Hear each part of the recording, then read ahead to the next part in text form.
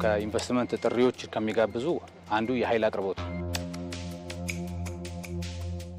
በጄኔሬተር እስከመቼ ነው የምንጠቀመው የሚል የባለ ሀብቶችም ከፍተኛ ስጋት ነበረ። በጣም ትልቅ ሰብስቴሽን ከሚባሉት ግዙፍ ከሚባሉት አንዱ ነው። ተቋማችን የሰጠን ተልዕኮ በጣም ትልቅ ነው። 24 ሰዓት ነው፣ እንደ 8 ሰዓት ሰርተን የምንወጣው አይደለም። ትኩረት ያስፈልገዋል ኤሌክትሪክ ስለሆነ። ፓወር ኢዝ ኤቭሪቲንግ።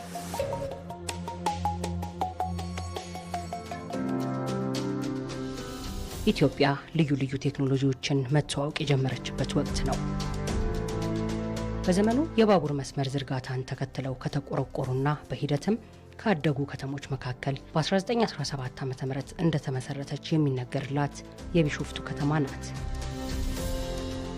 ቢሾፍቱ ከአዲስ አበባ ከተማ በቅርብ ርቀት ላይ ትገኛለች። በኦሮሚያ ክልል ስር ከሚገኙ ከተሞች መካከል አንዷ ስትሆን የቱሪዝም መዳረሻ ናቸው ተብለው ከሚታወቁ ከተሞች መካከል ግንባር ቀደምት ናት። በቢሾፍቱ በርካታ ሐይቆች ይገኛሉ። የእነዚህ ሐይቆች መገኛቸው በተራራዎች መካከል ነው። የከተማዋ እድገት ከጊዜ ወደ ጊዜ በሚታዩ ለውጦች ታጅቧል። ሰፋፊ የኢንቨስትመንት ፕሮጀክቶች የሚገኙባት የኮንፈረንስና የቱሪዝም ከተማ ሆናለች።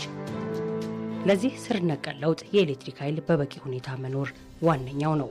የኢትዮጵያ ኤሌክትሪክ ኃይል ይህንን የከተማዋን አቅም ያገናዘበ የቢሾፍቱ ማከፋፈያ ጣቢያን ገንብቶ አገልግሎት እየሰጠ ይገኛል።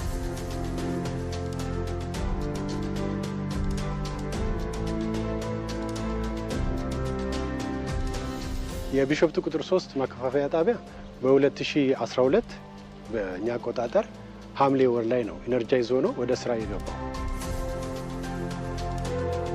በጣም ትልቅ ሰብስቴሽን ከሚባሉት ግዙፍ ከሚባሉት አንዱ ነው። 400 ኬቪ ነው። 25 ሄክታር ላይ ያረፈ ነው። ሶስቱ ጣቢያዎች ለሶስቱ ለዱከም፣ ለቢሾፍቱም፣ ለሞጆም ታስቦ የተሰራ ጣቢያ ነው። በሪጅናችን ከሚገኙ ከፍተኛ ኃይል ማከፋፈያ ጣቢያዎች መካከል ቢሾፍቱ ቁጥር 3 የምንለው በጣም ትልቅ ጣቢያ ነው። ይህ ኃይል ማከፋፈያ ጣቢያ ወደ 160 ሜጋዋት ኃይል መስጠት የሚችሉ ትራንስፎርመሮች ያሉበት ነው። እዛ ጣቢያ ውስጥ የሚገኙ ደንበኞች በ33 ኬቪ እና በ15000 እና በ33000 ቮልት ኃይል የሚቀበሉ ደንበኞች ናቸው። ሁለት አውቶ ትራንስፎርመሮች አሉ። እያንዳንዳቸው 600 ኤምቪኤ መሸከም የሚችሉ ናቸው። ለዱከም 230 ይሰጣል፣ ለሞጆ 230፣ ለቢሾፍቱ እንደዚሁ ሶስቱን ጣቢያዎች መሸከም የሚችሉ 1200 ኤምቪኤ መሸከም የሚችሉ አውቶ ትራንስፎርመሮች አሉ። ጣቢያው ከተሰራ ከ2 ዓመት በኋላ ሁለት ትራንስፎርመሮች 33 ኬቪ በማስፈለጉ ምክንያት ሁለት ትራንስፎርመሮች እዚህ ጋር የምናያቸው 230ን ወደ 33 ኬቪ የሚቀይሩ ሁለት ትራንስፎርመሮች አፕግሬድ ተደርጎለታል ጣቢያው። ማከፋፈያ ጣቢያው በማዕከላዊ ሪጅን ስር ከሚገኙ ማከፋፈያ ጣቢያዎች በመሸከም አቅሙ ትልቁ ነው። የቢሾፍቱ ቁጥር 3 ኃይል ማከፋፈያ ጣቢያ 400 ኪሎ ቮልት ነው። 400 ኪሎ ቮልት ነው የሚገባለ ከገላን ሰብስቴሽን። እሱ ስቴፕ ዳውን ሆኖ ወይንም ደግሞ አሳንሶ ወደ 230 ከዛ በመቀጠል ደግሞ 15230 ወደ 15000 የሚቀይሩ ፓወር ትራንስፎርመሮች ሁለት አሉ። እንደገና ደግሞ 230 በ33 ደግሞ ሁለት ፓወር ትራንስፎርመር 50 ኤምቪኤ አቅም ያላቸው ትራንስፎርመሮች አሉ። በእነሱ አማካኝነት 15000 ወደ 10 አውት ጎይንጎች አሉ ወይንም ወጪ መስመሮች አሉ ማለት ነው። እነዛም ለፋብሪካዎች የሚሰጡ አሉ። እንደሚታወቀው የቢሾፍቱ ከተማ ትልልቅ ኢንዱስትሪዎች ያሉበት አካባቢ ነው። በተለይ የብረት ፋብሪካዎች ብዙ አሉ። በፊት እዚህ የነበረው ሰብስቴሽን በጣም ኦልድ ሰብስቴሽን ነበረ እና ኦልሞስት ሳቹሬትድ አድርጎ ነበረ እና ይሄ ጣቢያ በመገንባቱ ትልቅ ሪሊፍ ነው የሰጠው ለህብረተሰቡም ለኢንዱስትሪዎቹም ማለት ነው። ለቢሾፍቱ ከተማ የሚሰጡ ሁለት ላይኖች አሉ። በላይን 6 እና ላይን 7 ይባላል። በነዛ አማካኝነት ለከተማው አገልግሎት ይሰጣል። ከዛ በተጨማሪ ደግሞ ለተለያዩ ፋብሪካዎች ወጪ መስመሮች ስላሉ በነዛ አማካኝነት ይሰጣል። በአንድ ብሬከር ወደ 3-4 ከተሞችን የሚቆጣጠር ነበር ከዚህ በፊቱ ማለት ነው።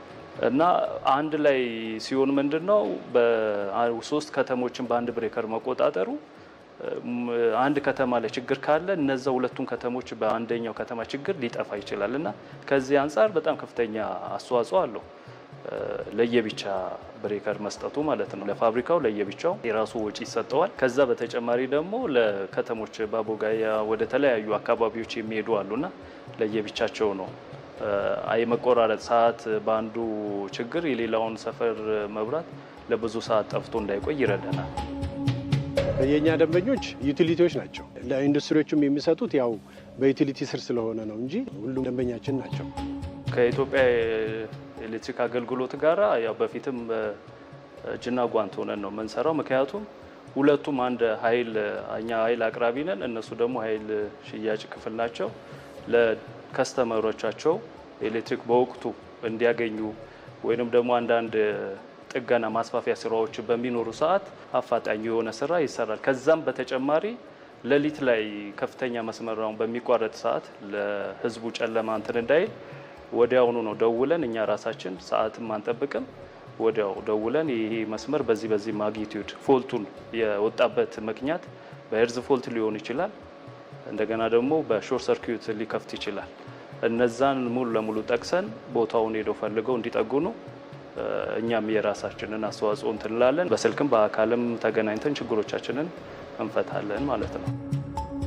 የማከፋፈያ ጣቢያው ግንባታ በቅርብ ጊዜ እንደመካሄዱ ሙሉ በሙሉ አሰራሩ በቴክኖሎጂ እንዲሆን አድርጎታል። አዲስ እንደመሆኑ ዘመናዊ ነው። ዘመናዊ ከሚያሰኙት አንዱ የኮንትሮል ሩሙ ስካዳ ሲስተም አለው። ከስዊች ጊሩ ከኦፕሬተሮች ፌስ ቱ ፌስ ከመገናኘት አይሶሌት የሆነ ነው እና ለኦፕሬተሮቹ ሴፍ በሆነ ሁኔታ ስራቸው መስራት ይችላሉ ማለት ነው። ትራንስፎርመሮቹ አዳዲስ የፕሮቴክሽን ሲስተም አላቸው። ማለት ናይትሮጂን ጋዝ ይጠቀማሉ። የበፊቶቹ በውሃ ነበር የሚጠቀሙ። የአሁኖቹ ግን የናይትሮጂን ጋዝ ነው። ይሄኛው የተሻለ ቴክኖሎጂ ይጠቀማል እና ሌላ ደግሞ ሲሲቲቪ ካሜራ አለው። እያንዳንዱ ቤይ ላይ 24 ካሜራዎች አሉ። በሱ የተወሰኑትን ነገሮች ኮንትሮል ማድረግ ይቻላል እና ይሄ ዘመናዊ በመሆኑ ለኦፕሬተሮቹ ምቾት ይሰጣል። ትራንስፈር ስሪ ቴምፕሬቸሩ ትንሽ እንትን ስላለ ፋኑ ተነስቶ ነው ያለው። ፋን ተነስቷል። እኛ የኦፕሬሽን ስራዎችን የምንሰራው ያው ትልቁ ስራ እዚህ ኦፕሬሽን ስራ ነው እና በ3 ሽፍት ነው ተከፍሎ 8 ሰዓት ዋይ አምሺ እና አዳር 24 ሰዓት አገልግሎት እንሰጣለን ማለት ነው። ከኦፕሬሽን ስራዎች ማከለ አንዱ ትልቁ ስራ ብለን የምንይዘው እኛ የኢንስፔክሽን ስራ ነው። ኢንስፔክሽን በየሰዓቱ በቀን 2-3 ጊዜ 8 ሰዓት የውጪ ኢንዶርና አውትዶር ኢንስፔክሽኖችን እንወስዳለን። ውጪ የምታዩት ስዊች ያርድ ላይ የተለያዩ ሉዞች ሊፈጠሩ ይችላሉ።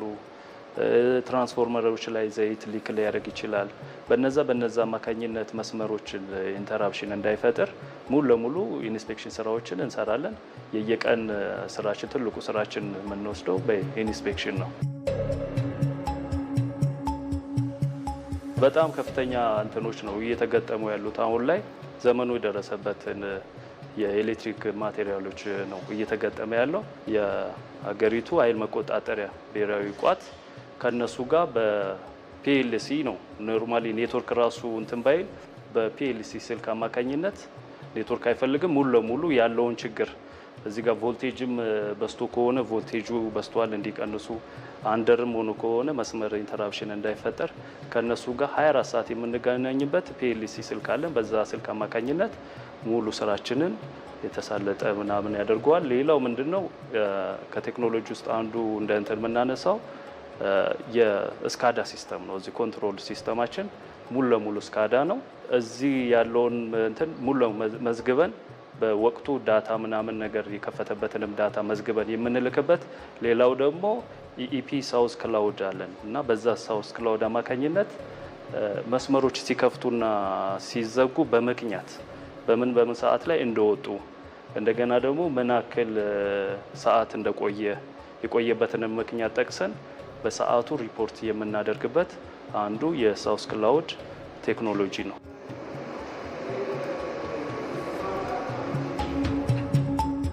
በቢሾፍቱ ማከፋፈያ ጣቢያ በስራ ላይ የዋሉ ቴክኖሎጂዎች መካከል የጂአይኤስ ሲስተም ስራዎችን በከፍተኛ ሁኔታ አቅልሏል። ጂአይኤስ አክቹአሊ ሜንቴናንስ ፍሪ ነው የሚባለው። በአብዛኛው ፎልት አይገጥመው። ብሬከሮቹ ፌስ ቱ ፌስ ነበር ኦፕሬት የምናደርጋቸው እና ብሬከሩ የመፈንዳት እንትንም አለው። ፊት ለፊት ኦፕሬት በምናደርግበት ጊዜ ለአደጋ የተጋለጠ ነበረ እና አሁን እነዚህ ጂአይኤስ መሆኑ እንደገና ደግሞ ኮንትሮል ሲስተሙ ከስዊች ጊሩ አይሶሌት የሆነ ነው። ስለዚህ ኦፕሬተሮቹ ሴፍ በሆነ መንገድ ነው የሚሰሩት ማለት ነው። ከርቀት ሆነው ማንኛውም ነገር ኮንትሮል ማድረግ ይችላሉ። ጂአይኤስ ብሬከር እኛውን በቢሾፍቱ ቁጥር 3 አብዛኛው ብሬከሮች ወይም መቆጣጠሪያ ብሬከሮች ጂአይኤስ ናቸው። ከሌሎቹ አንጻር ስናየው ሌሎቹ ቫኪዩም ብሬከሮች አሉ፣ ኤር ባላስት ብሬከሮች አሉ፣ አሮጌ እና እነዛ በውስጥ ችግር ለምሳሌ በሆነ ችግር ትሪፕ ቢያደርግ ያንን መልሶ ለማገናኘት ከፍተኛ የማገናኛው ሰዓት ደቂቃው ከፍ ያለ ነው እና የጂአይኤስ ደግሞ አሁን ሙሉ ለሙሉ ዓለም የደረሰበት ቴክኖሎጂ ስለሆነ ያን ያክል ደቂቃ አይወስድም። በተባለበት ሰዓት እንትን ይላል፣ ይከፍታል፣ ይዘጋልና ጂአይኤስ ለስራችን ቅልጥፍና በጣም ከፍተኛ አስተዋጽኦ ሰጥቷል ማለት ነው። ኃይል ተቋርጦ በእኛ ችግር በብሬከር ችግር ከፍተኛ ደቂቃ የሚወስድ እንትን የለም ጂአይኤስ ከተገጠመ በኋላ ማለት ነው። ጥያቄዎች በጣም ብዙ ጥያቄዎች አሉ በኢንዱስትሪዎቹ ማለት ነው። አሁንም ማስፋፊያዎች እየተሰራ ነው። በኢፒ በኩል እየታሰቡ ያሉ አሁን አዳዲስ ትራንስፎርመሮች ኢንስቶል ለማድረግ ዝግጅት እያደረግን ነው። የከተማዋ የእድገት ፍጥነትና የደንበኞች ፍላጎት እየጨመረ በመምጣቱ ምክንያት በማከፋፈያ ጣቢያው ላይ የማሻሻያ ስራዎችን ተሰርተዋል። እንደሚታወቀው ቢሾፍቱ ከተማ በጣም እያደገች ያለች ትልቅ ከተማ ናት። ከዚህ የተነሳ ከፍተኛ ትኩረት በመስጠት በዛ ኃይል ማከፋፈያ ጣቢያ ላይ የማሻሻያና የማስፋፊያ ስራዎችን ለመስራት በፕላኒንግ ዲፓርትመንት በኩል ጥናት ተደርጎ ያው ወደ ስራ ለመግባት እየታሰበ ያለው ነው። ምክንያቱም ኃይል ማከፋፈያው ተሰርቶ የደንበኞች ፍላጎት እኛ ከምናስበው በላይ ቀድሞ ስለሄደ ማለት ነው። ስለዚህ ጣቢያው ብዙ የማስፋፊያ እና የማሻሻያ ስራዎች የሚያስፈልጉት ነው። ይሄ 33 አሁን ከተስፋፋ ማስፋፊያ ከተሰራ 2 አመቱ ነው። ነገር ግን በ2 አመቱ ውስጥ አሁን ሰቹሬት እያደረገ፣ ስለዚህ ሌላም ጥያቄ እየመጣ ነው። ይሄ የሚያሳየው ምንድነው? እድገቱ ከፍተኛ እንደሆነ፣ ፈጣን እንደሆነ፣ ቢሾፍቱ ላይ ያለው የኢንዱስትሪ ጥያቄ ብዙ እንደሆነ፣ ከፍተኛ እንደሆነ ነው የሚያሳየን። ስለዚህ አሁን እንደተባለው እኛም ደግሞ በዛው ልክ መዘጋጀት ስላለብን አሁን በዛ ሂደት ነው ያለን። የኤሌክትሪክ ኃይል ወሳኝ ነገር ነው። ከምንም በላይ ኤሌክትሪክ እንደ ህይወት ነው በቃ ማለት ይቻላል። እንደ ውሃና እንደ ምግብ ማለት ይቻላል። ያለ ኤሌክትሪክ እድገት ሊኖር አይችልም።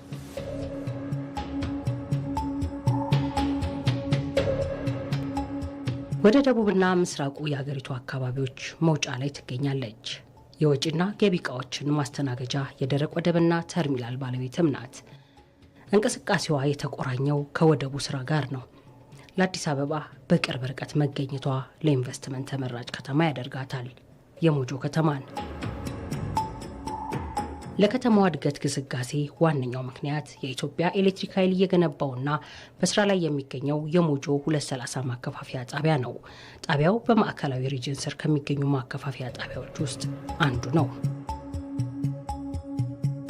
የፕሮጀክቱ ግንባታ በኢትዮጵያ አቆጣጠር በ2013 ነው የተጀመረው። ከዛ ጊዜ ጀምሮ አገልግሎት እየሰጠ ይገኛል። ሰብስቴሽኑ የመሸከም አቅም 230 ኪሎ ቮልት ነው። የሚቀበለው ከደብረ ዘይት ነው። ከደብረ ዘይት ተቀብሎ ቀጥታኛ ጋር ይገባል። እኛ ወጪ መስመሮቻችንን እነሱ ጋር እናገናኛለን። 15000 ትራንስፎርመራችን 50 ኤምቪኤ ወይም ደግሞ 40 ሜጋዋት መሸከም የሚችሉ ናቸው። 33ቱ 25 ኤምቪኤ ነው። 20 ሜጋዋት መሸከም የሚችል ነው። አጠቃላይ ወደ 100 ሜጋዋት ጣቢያው ይችላል። ከዚህ ላይ እኛ ከ20 እስከ 25 ነው እስካሁን ድረስ እየተጠቀምን ያለ ነው። የተጀመሩ ፕሮጀክቶች አሉ። ለደረቅ ወደብ፣ ለአዳማ ውሃ እና ወደ 9 ለሚሆኑ ፋብሪካዎች የሚሳብ መስመር አለ። እነኚህ 4 መስመሮች ኦልሬዲ አሁን ስራቸው ተጀምሮ በቅርቡ ይገናኛሉ። ያን ጊዜ ምናልባት በሙሉ ኃይላችን የመጠቀም አቅም ሊኖረን ይችላል ብዬ ገምታለሁ።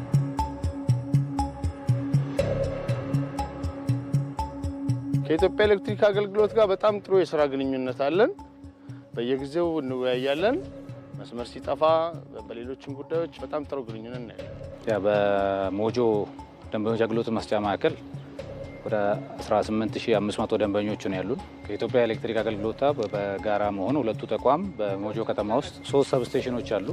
ሶስቱን ሰብስቴሽኖች እንደ አማራጭ እየተጠቀምን 18500 ደንበኞችን አገልግሎት እንዲያገኙ ከሶስቱ ሰብስቴሽን የጋራ መስመር ያለም አለ።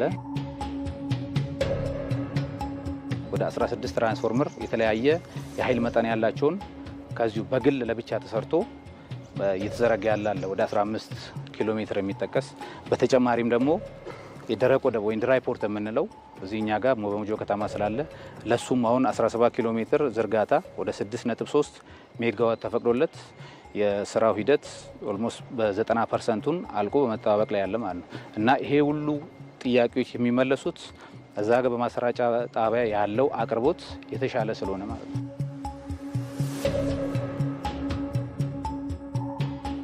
ስካዳ እንጠቀማለን። ሲስተማችን ሙሉን ስካዳ ነው።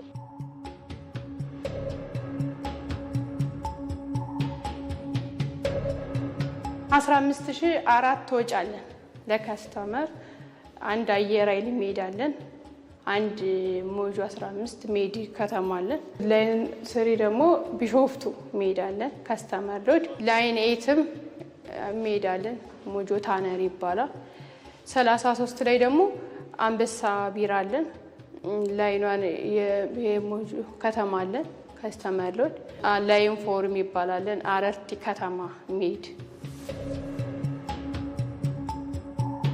መጀመሪያ ሰብስቴሽኑ ሲሰራ 2 ትራንስፎርመር ብቻ ነበሩ። 2 ባለ 15000 ትራንስፎርመሮች ብቻ ነበሩት 50 ኤምቪኤ ነበሩ።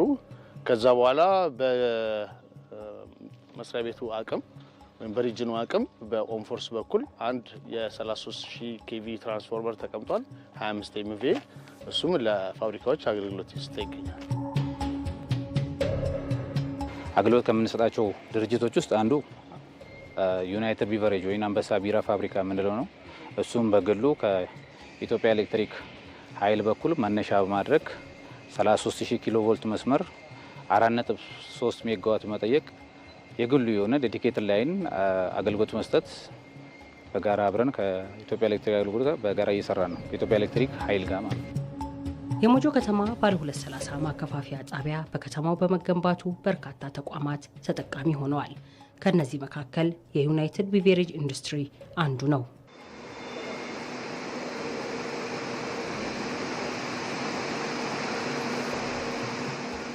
የኛ ኢንስቶልድ ካፓሲቲያችን 4 ሜጋዋት ነው። ይሄ ድርጅት በ4 ፌዝ እድገቱን የሚቀጥል ስለሆነ የመብራት ኃይላችንን ያንን ሁሉ ሊይዝ የሚችል አድርገን ነው በተወሰነ ደረጃ ያስገባ ነው። አሁን 800,000 ሄክቶሊትር በአመት የሚያመርት ድርጅት ነው። ለሱ ወደ 2.2 ሜጋዋት አካባቢ እንጠቀማለን። አሁን ማከፋፈያ ጣቢያው አንድ ባለ 25 ሜጋ ቮልት አምፒር እና 2 ባለ 50 ሜጋ ቮልት አምፒር አቅም ያላቸው ትራንስፎርመሮች ሲኖሩት 33 ኪሎ ቮልት ባሉት ወጪ መስመሮች ለደንበኞች ኃይል በመስጠት ላይ ይገኛል። ከዚህ ጣቢያ የሚወጡት የፋብሪካ መስመሮች አንደኛ አንበሳ ቢራ ነው። ይሄ መስመር ዴዲኬትድ ላይ ነው። ራሱን ችሎ ቀጥታ አንበሳ ቢራ ፋብሪካ ነው የሚገባው። መስመር የሚቆራረጥበት ምንም ሁኔታ አይኖርም። ምናልባት በሆነ ጊዜ የሆነ ነገር ካላጋጠመ በስተቀር ብላክአውት ካልወጣ በስተቀር ምንም ሁልጊዜም ኮንቲኒየስ ኤሌክትሪክ የሚያገኙ ናቸው እና ይሄ አዳዲስ እየተሳቡ ያሉትን መስመሮች ለፋብሪካዎች ብቻ ተብሎ እየተዘጋጀ መስመር አለ። ያው ሪሌሽንሺፓችን ከዴዲኬትድ ላይም በኋላ ጥሩ ሆኗል። በፊት ግን ጭቅጭቅ ነበር። ያው ከፓወርም ከዩቲሊቲም ጋራ ብዙ ጭቅጭቅ ነበረ። ብዙ ገንዘብ አውጥተን በጄኔሬተር እስከመቼ ነው የምንጠቀመው የሚል የባለ ሀብቶችም ከፍተኛ ስጋት ነበረ። ግን ያንን ስጋት ደጋግሞ በመስማት ዩቲሊቲና ፓወር አንድ ላይ ሆነው ችግራችንን ቀርፈውናል። ለዚህም ከፍተኛ ምስጋና እናቀርባለን። በእውነቱ የተሳቡ ያሉ 4 መስመሮች አሉ። ለነኚህ 4 መስመሮች ወጪ መስመሮች አዘጋጅተናል። እዛ ጋር ላይን 7 እና 6ዎች አሉ። እዚህ ጋር 4 እና 5 አለ። እነሱን ኦልሬዲ ሬዲ ያደርገንላቸዋል። ትራንስፎርመሮቹን የሚጠብቅ ራሱን የቻለ የእሳት አደጋ የሚያጠፋበት ሲስተም አለው። እዚህ ውስጥ ደግሞ እንደምታዩት ፎም አለ፣ ሲኦቱ አለ። ከዛ ውጪ ፋይር አላርሞች አሉ። ጭስም ካለ ቤት ውስጥ የተረጨች ነገር ካለ ቤት ውስጥ አላርም ይመጣል። በዛ አላርም መሰረት ተከትለ ትሬስ አድርገ ችግርን ትፈታለህ። ስለዚህ ከአደጋ ሴፍ የሆነ ጣቢያ ነው።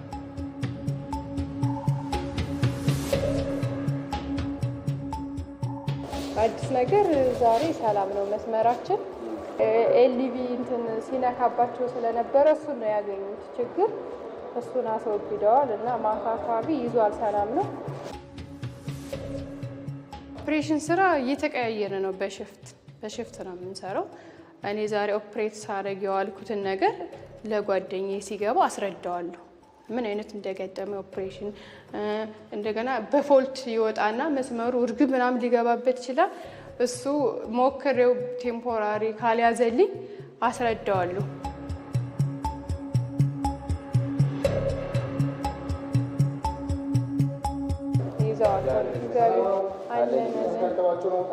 ምን አዲስ ነገር አለ? ያው አዲስ ነገር ለዛሬ መስመራችን ደስ ይላል። የወጣ መስመር የለም እያለችኝ ነው። እስካሁን ድረስ አሪፍ ነው፣ ደስ ይላል። ዛሬ ትላንት መስመሮች እያስረዳችኝ ነበረ። እነሱን እንግዲህ ፎልቶቹን አስቀርተዋል ይመስለኛል። አሁን ሰላም ነው እንግዲህ ባለው ኮንዲሽን።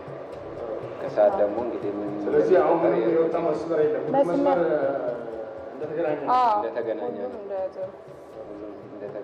ያለው። ደስ ይላል በጣም ዛሬ።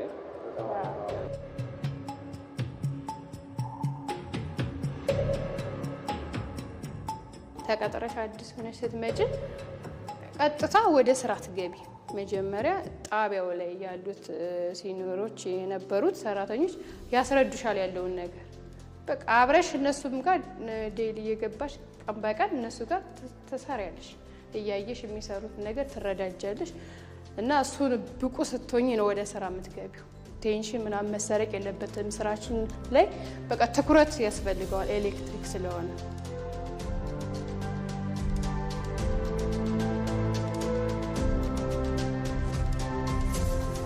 በፊት ኤሌክትሪክ ስራ ሴቶች ብዙ ላይ አይሳተፉም ነበር። አሁን ግን በቃ ማለት አገሪቱ እንደማደጓን መጠን በቃ ሰው ምን ያክል እንትን እንዳለው ሴቶች እየተሳተፉበት ነው ያለው አሁን ኤሌክትሪካል እና እኔ ስራውን ስሰራው ወድጄው ነው፣ ደስ ይላል።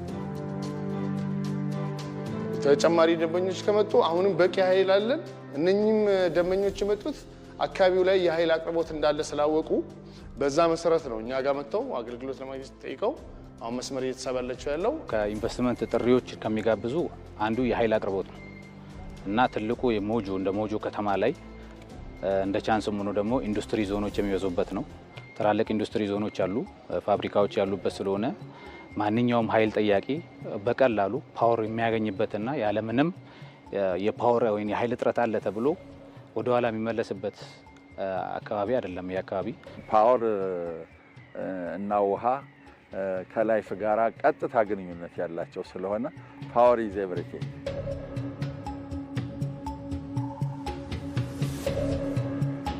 ተቋማችን የሰጠን ተልዕኮ በጣም ትልቅ ነው። 24 ሰዓት ነው። ያው እንደ 8 ሰዓት ሰርተን የምንወጣው አይደለም። ያው ሲስተሙን የመከታተል የመቆጣጠር የመከታተል ኃላፊነት አለብን።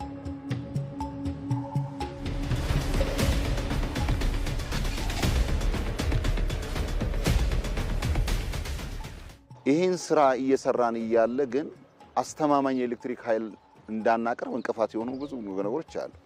ለምሳሌ በእኛ ሬጅን ውስጥ ከፍተኛ የሚባል የኃይል ማስተላለፊያ ምሰሶዎች ወይም ታወር የምንላቸውን ስርቆት አለ። የኛ እስከ መታህራ አዋሽ አካባቢ ድረስ ነው። እዛ አካባቢ ኦልሞስት በየወሩ በሚባል እንትን ስርቆቶች አሉ። ስለዚህ ማስተላለፊያ ምሰሶ ከወደቀ ኃይል ይቋረጣል ማለት ነው። ስለዚህ ደንበኛው በእኛ እርካታ ያጣል ማለት ነው። በእኛ ችግር ምክንያት እንኳን ባይመጣ ያው ኃላፊነቱን የምንወስደው እኛ ነን፣ የጥገናውን የምናካሄደው እኛ ነን። ከዚያን ግን ለህብረተሰቡ አስተማማኝ የሆነ በኮንፊደንስ በቃ ሰጥተን በእኛ ሙሉ ረክቷል ብለን ማለት ግን አንችልም። ለዚህ ግን በጣም እየሰራን ነው። ከህብረተሰቡ ጋራ እየተገናኘን ነው። ከጸጥታ አካላት ጋር ጉዳዩ ከሚመለከታቸው ከወረዳዎች፣ ከዞኖች ጋራ፣ ከክልል አመራሮች ጋራ እየተገናኘን ለህዝቡ ግንዛቤ እየሰጠን ያለ ነው። ይህንን አጠናክረን እየቀጠልን የደንበኞቻችንን ፍላጎት ማርካት ይጠበቅብናል። ይህን ለማድረግ እየሰራን ነው። በማዕከላዊ 2 ማከፋፈያ ጣቢያ ስር ከሚገኙት ቢሾፍቱ 400 ኪሎ ቮልት እና ሞጆ 230 ማከፋፈያ ጣቢያዎች ላይ ያለው የኃይል አቅርቦት በቂ በመሆኑ ተጨማሪ ደንበኞች ቢመጡ ለማስተናገድ ዝግጁ ናቸው።